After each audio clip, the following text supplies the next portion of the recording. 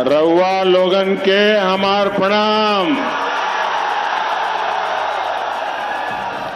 का हाल बा? हमारा कराकाट के भाई बहन लोग ठीक है ना? 24 के चुनाव के 6 चरण आज पूरे हो जाएंगे और 4 जून को क्या होगा? 4 जून को क्या होगा? 4 जून को क्या होगा? फिर एक बार, फिर एक बार, फिर एक बार। और इसलिए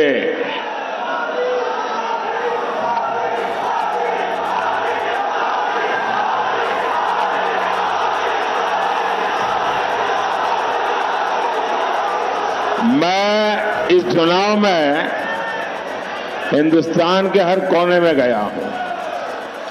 सालों से राजनीति में काम किया, संगठन में काम किया और मैंने देखा है कि बिहार के लोगों में राजनीति का आकलन करने का जो सामर्थ्य है वो अद्भुत है। और बिहार के लोग इन चीजों में इतने पक्के होते हैं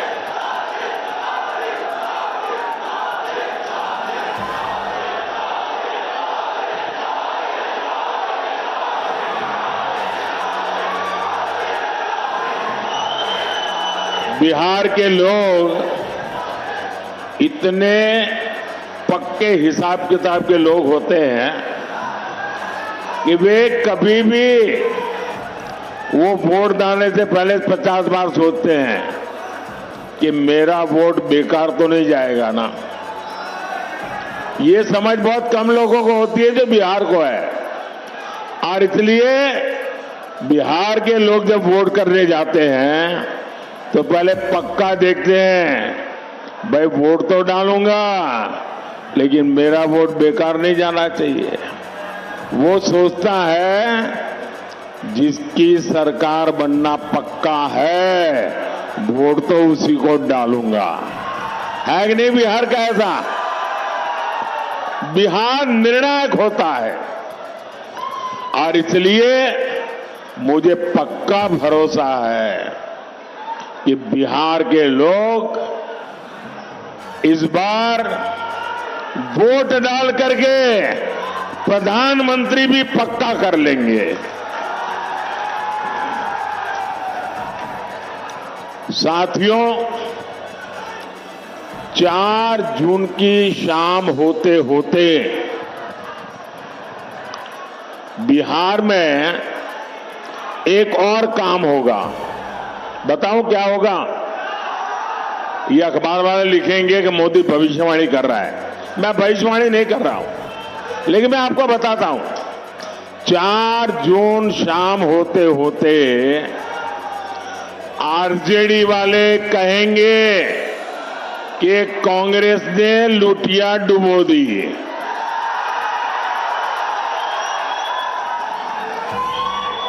एक दूसरे के कपड़े फाड़ना शुरू करेंगे। 4 जून को दूसरा क्या होगा वो भी बता देता हूं।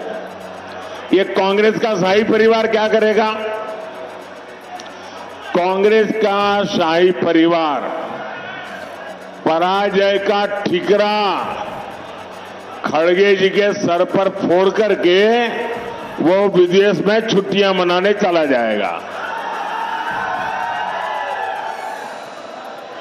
और बेचारे खड़गे जी कार्यकर्ताओं का गुस्सा सहते सहते थक जाएंगे। भाइयों और बहनों, कांग्रेस, आरजेडी और इंडी गठबंधन को देश बार बार खारिज कर चुका है, नकार चुका है। इनके पास न विजन है, इनके पास सिर्फ और सिर्फ कंफ्यूजन है।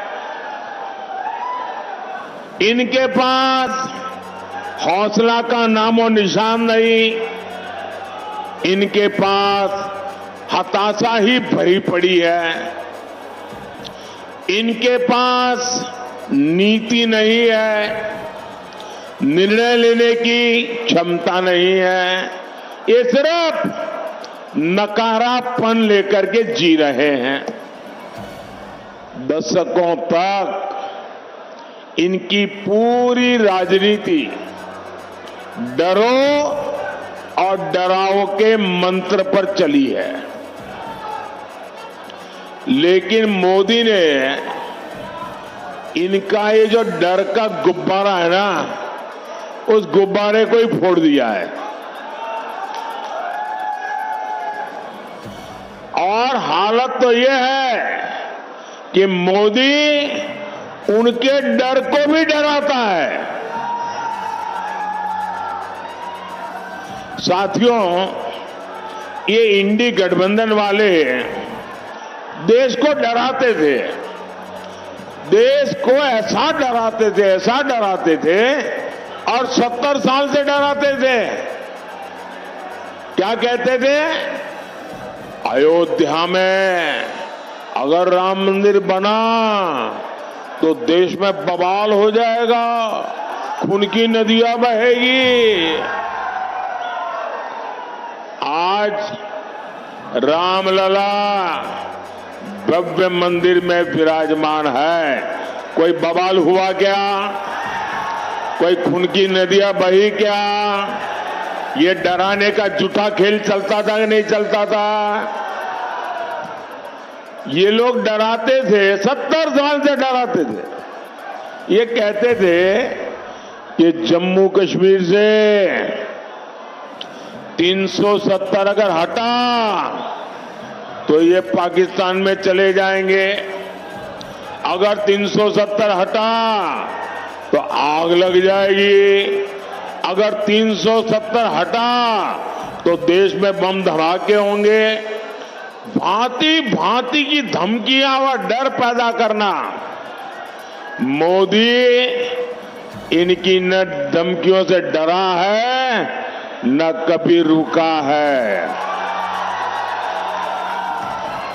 धारा 370 हटा के नहीं हटा, धारा 370 की दीवार गई कि नहीं गई?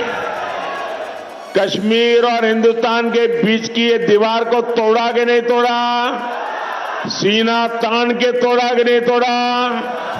मुझे बताइए, कहीं आग लगी क्या? कोई पाकिस्तान भाग गया क्या? देश में बम धमाके हुए क्या? डराते थे। साथियों, ये डरपोक कांग्रेस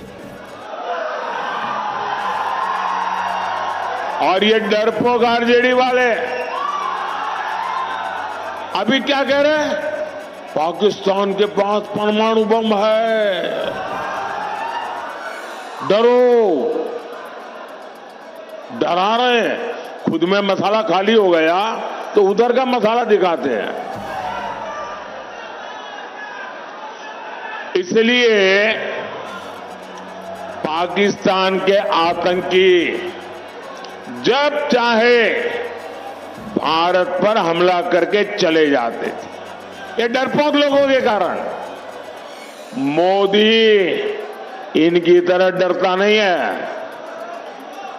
मोदी ने सेना को कहा, जाओ गढ़ में घुस करके मारो।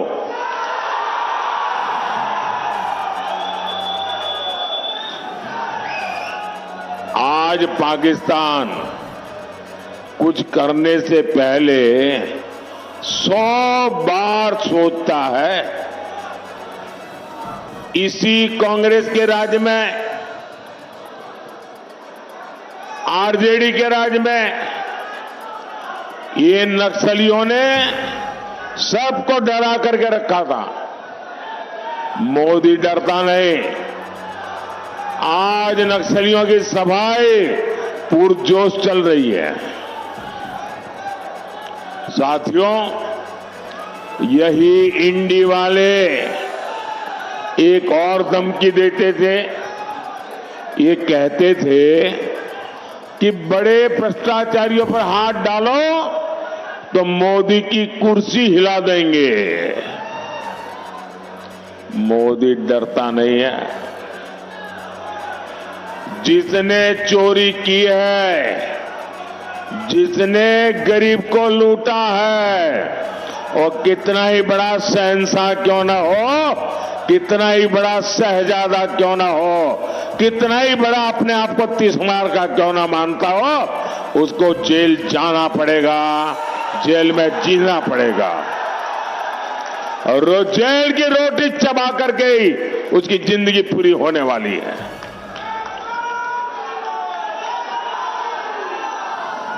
मुझे बताओ भाई, अगर कोई लूट करता है, आपके हक का छीन लेता है, तो छोटे लोगों को तो जेल में बंद करने के लिए कोई चिल्लाता नहीं है। बड़े जाने चाहिए, छोटे जाने चाहिए। आप मुझे कहेंगे वो मैं करूंगा। गुनाह किया है तो छोटा आदमी जेल जाना चाहिए कि सबसे बड़ा है वो जाना चाहिए? बड़ा हो जेल जाना चाहिए ना। तो मैं बड़ों को भेज रहा हूं तो अच्छा कर रहा हूं ना, सही कर रहा हूं ना। और मैं आज बिहार के लोगों को एक और गारंटी दे रहा हूं। जिन्होंने बिहार के गरीबों को लूटकर नौकरी के बदले जमीन लिखवाई है, कान खोल के सुन लो, उनका भी जेल जाने का काउंटडाउन शुरू हो चुका है।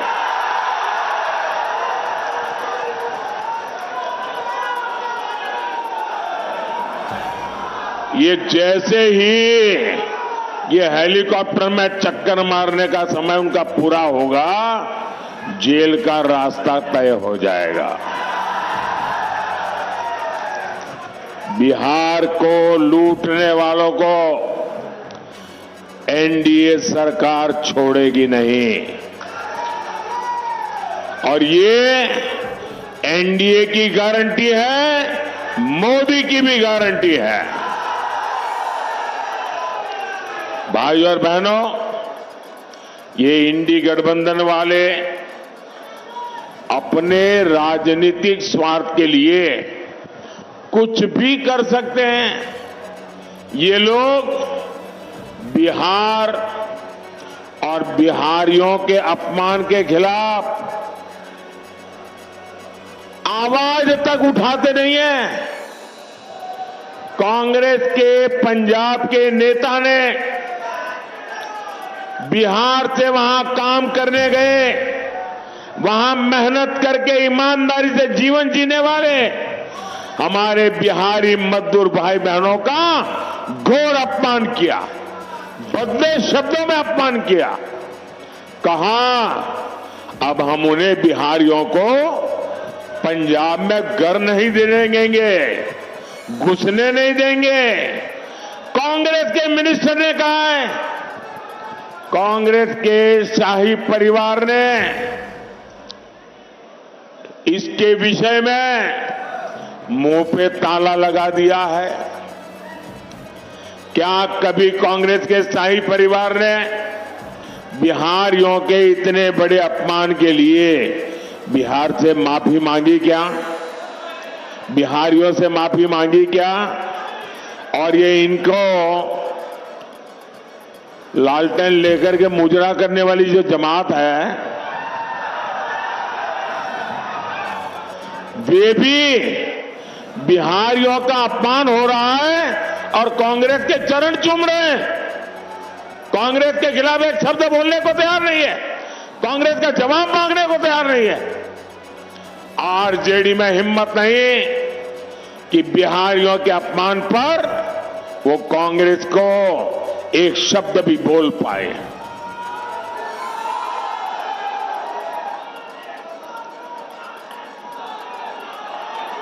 साथियों, इंडी गठबंधन के एक साथी डीएमके के नेता ने बिहारियों के लिए बद्दी बद्दी गालियां बोली। तेलंगाना में कांग्रेस के मुख्यमंत्री ने बिहारियों को भला बुरा कहा।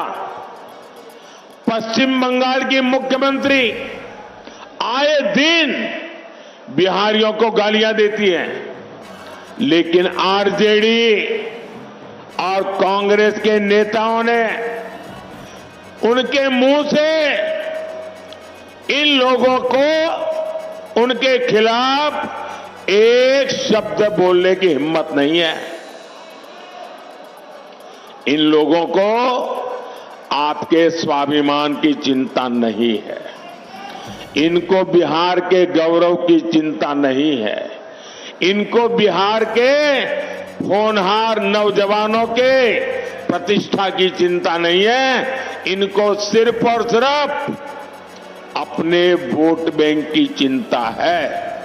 उनको सिर्फ आपके वोट छीनना है, उसके लिए भांति भांति की भाषा का उपयोग करते हैं। इनके लिए बिहारियों का सम्मान कोई मायने नहीं रखता। साथियों, मैं हमारे जो फर्स्ट टाइम वोटर है, जो पहली बार वोट करने के लिए जाने वाले हैं, उनको जरा जंगल राज पार्ट 2 से सावधान करना चाहता हूं। ये जो फर्स्ट टाइम वोटर है ना, उनका जन्म होने के बाद उनको जंगल राज कितना भयंकर था वो देखने का अवसर नहीं मिला, क्योंकि यहां एनडीए वाले काम करना शुरू किए। लेकिन जो जंगल राज वालों ने था, जो मुसीबतें खड़ी कर दी थी, ये जरा फर्स्ट टाइम वोटरों को पता होना चाहिए। वो समय था शाम होने के बाद बाहर निकलना मुश्किल था। बाहर से कोई रात में ट्रेन से उतरता था तो स्टेशन से बाहर नहीं निकलता था, रात भर स्टेशन पे पड़ा रहता था। सुबह उजाला होने के बाद फिर अपने गांव की तरफ निकलता था। अपहरण, डकैती, हत्या, ये बिहार का दुर्भाग्य बन गया था। नीतीश जी के नेतृत्व में एनडीए सरकार बिहार को जंगल राज से बाहर लेकर आई है। वो गुंडे, वो डकैत, वो लुटेरे अभी छिपे हुए हैं, चुप होकर के बैठे हुए हैं, मौके की तलाश में है। अगर गलती से भी ये इंडी वाले जरा भी मजबूत होते दिखेंगे भी, तो फिर उनका दाना पानी मिलेगा और ये मिलकर के फिर से आपका भविष्य तबाह कर देंगे। नौजवानों, आपकी जिंदगी तबाह कर देंगे और फिर कभी भी आप उभर करके बाहर नहीं आ पाएंगे। भाइयों और बहनों, ये हमारा बिहार सामाजिक न्याय की प्रणेता भूमि है और मुझे गर्व है कि अगर किसी ने सामाजिक न्याय की रक्षा की है तो वो बीजेपी और एनडीए ने की है। बीते 10 साल में देश ने एनडीए को 2 बार प्रचंड जनादेश दिया।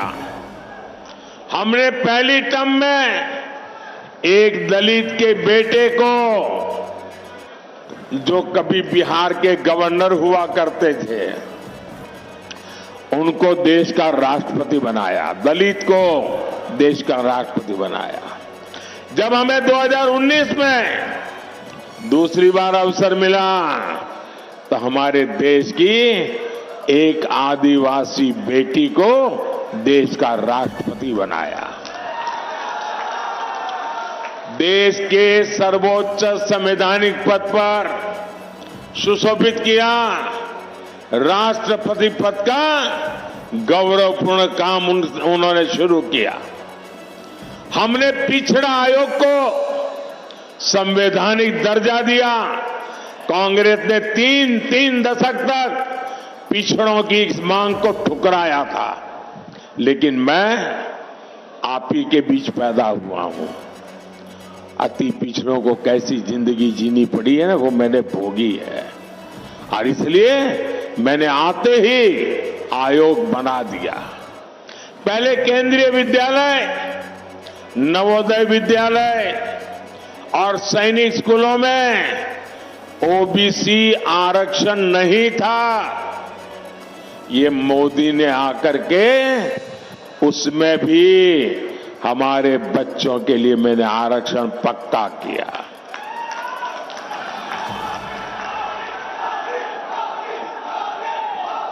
मेडिकल की पढ़ाई में भी केंद्रीय कोटे में पहली बार ओबीसी आरक्षण हमने लागू किया। ये हमारा ट्रैक रिकॉर्ड है। साथियों, इसकी विपरीत आज इंडी गठबंधन वाले एससी, एसटी, ओबीसी, अति पिछड़े, उनका सबका आरक्षण छीन किए की एक बहुत बड़ी साजिश रच रहे हैं। मैं देश को अवगत कराना चाहता हूं, ये मेरा कर्तव्य बनता है कि देश को मैं जानकारी दूं। इंडी गठबंधन ने हजारों शैक्षणिक संस्थानों में एससी, एसटी, ओबीसी, अति पिछड़ा को मिलने वाला आरक्षण बंद कर दिया, और वो सारा का सारा अब मुसलमानों के लिए रिजर्व कर दिया है। ये जो किया है वो मैं बताता हूं। एक ही झटके में दलितों, पिछड़ों, अति पिछड़ों, उनका आरक्षण खत्म कर दिया। इन्होंने संविधान को ताक पर रखकर मुस्लिम जातियों को रातों रात ओबीसी बना दिया, ओबीसी के हक का आरक्षण दे दिया। अभी आपने 2 दिन पहले कलकत्ता हाईकोर्ट का जजमेंट देखा होगा। कलकत्ता हाईकोर्ट ने ऐसी डांट लगाई है क्योंकि वहां 77 मुस्लिम जातियों को रातों रात ओबीसी बनाकर ओबीसी का हक उनको दे दिया था। भाइयों बहनों, हाईकोर्ट ने ऐसी थप्पड़ मारी है, उनको ठिकाने लगा दिया है। ये ऐसे आपके साथ धोखाबाजी करने वाले लोग हैं। ये संविधान की पीठ पे छुरा भोंकने वाले लोग हैं। लेकिन इनसे भी इनकी साजिशें कम नहीं हो रही है। साथियों, इंडी वाले चाहते हैं कि बार बार मुस्लिम आरक्षण का ये मामला कोर्ट में न फंसे, कोर्ट हर बार रिजेक्ट न करे। तब उपाय क्या? तो इंडी गठबंधन वालों ने पक्का कर लिया है कि अगर वो दिल्ली पहुंचेंगे तो पहला काम ये संविधान को बदल देंगे। संविधान को बदल करके एससी, एसटी, ओबीसी का आरक्षण वो मुसलमानों को देने का संविधान में बदलाव करेंगे ताकि कोर्ट उनको परेशान न करे। ये खेल खेल रहे हैं। भाइयों बहनों, मैंने ठीक 1 महीने पहले इंडी वालों को चैलेंज किया था। देश के हर राज्य में जाकर के बोला हूं। मैंने उनको इतना ही कहा कि भाई अगर आप चुनाव में आए हो, जनता जनार्दन ही देश के मालिक है। जनता जनार्दन को लिख करके दो कि हम सत्ता में आएंगे तो हम संविधान में परिवर्तन नहीं करेंगे। हम सत्ता में आएंगे तो एससी, एसटी, ओबीसी का आरक्षण छीन नहीं लेंगे। हम सत्ता में आएंगे तो धर्म के आधार पर आरक्षण नहीं करेंगे। हम मुसलमानों को यहां से छीनकर उनको नहीं देंगे। लिख करके दो ना, मैंने कहा 1 महीना हुआ, 1 महीना। लिखने की बात छोड़ो, बोलने की हिम्मत नहीं है उनकी। इसका मतलब पेट में पाप है।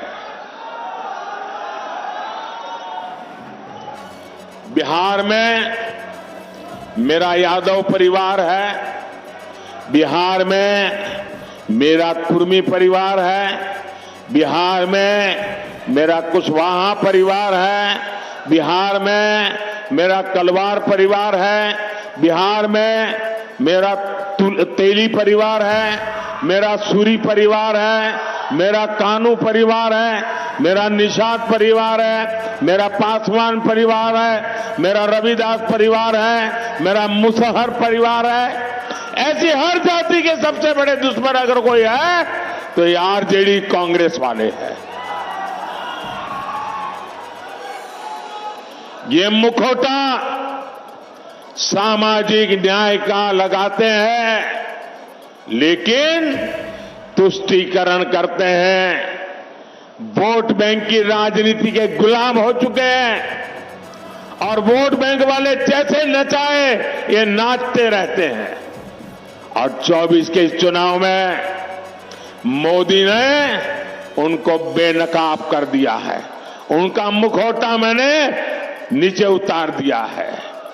साथियों, मोदी इनकी साजिशों का भी पर्दाफाश करेगा और विकास के लिए भी उतनी ही मेहनत करेगा।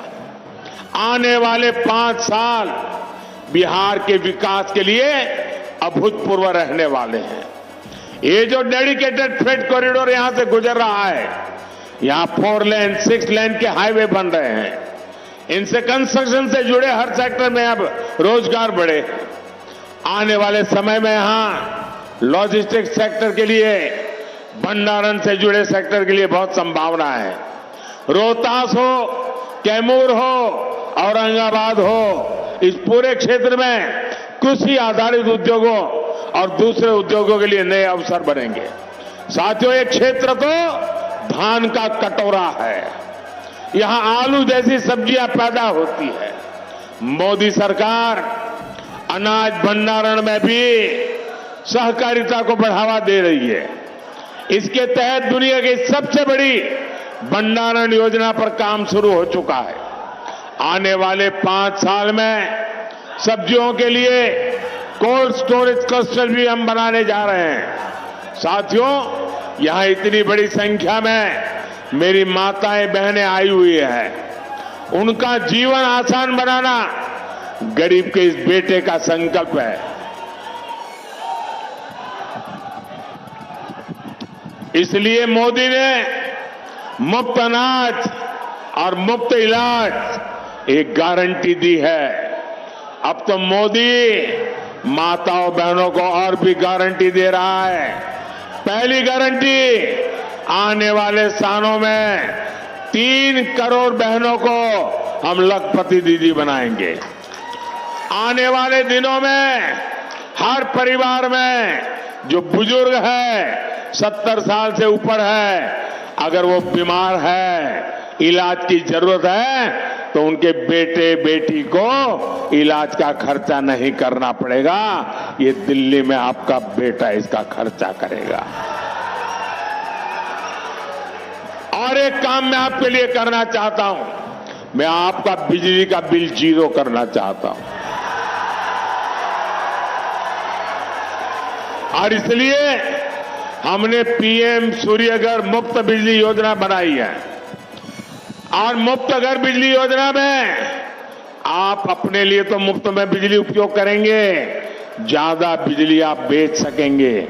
और इसके लिए सरकार सोलर पैनल लगाने के लिए 75,000 रुपये तक की आर्थिक मदद हर परिवार को करेगा। 75,000 रुपया।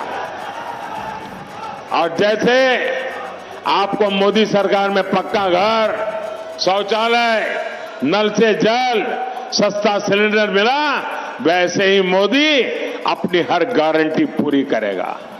मैंने गैस का सिलेंडर देने की गारंटी पूरी की कि ना की? जरा जोर से बताइए ना। मैंने गैस का सिलेंडर देने की गारंटी पूरी करी कि ना की?